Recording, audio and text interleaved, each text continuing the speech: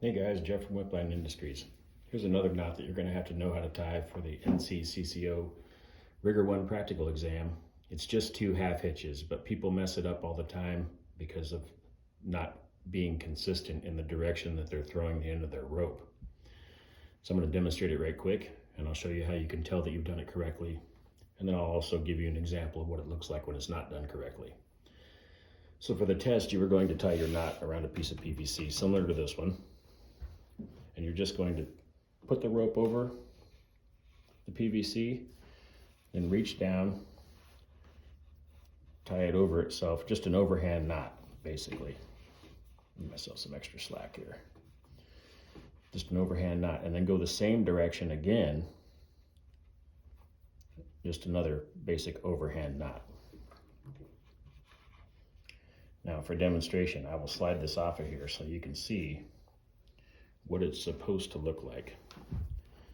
So when you get done with your knot, if you focus on just this part right here, if you watched my other video on the clove hitch, you'll see that this part is basically a clove hitch tied onto the rope. And when you look from the top, you'll see, just like in the clove hitch, that you've got 2 pieces of rope pulling in opposite directions with this piece crossed over the top. Now, this might make more sense when I show you the way that it's tied in correctly. If you get a good visual of how that looks, and I'll just take this back to the pipe,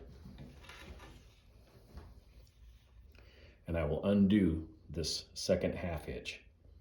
It doesn't matter which direction your half hitch goes on the first one, but the second one has to go the same direction. So if I were to undo this and bring it around and tie my half hitch the other direction and poke it through, and I'll slide it off the pipe again so that you can see what that looks like. You will see that it's not 2 ropes going in opposite directions. It's actually making, I'm not up to speed on the terminology for this one. I think it's a lark's foot or something maybe, I don't know. But you can see how this visually looks way different. Both of these ropes are coming out in the same direction. If I just tie it right in front of the camera here in the correct direction, go back around. Now you see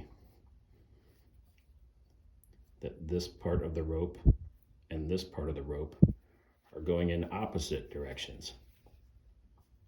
This is essentially forming a clove hitch around the rope, and that is what it's supposed to look like in the eyes of CCO when you go to pass your Rigger 1 practical exam.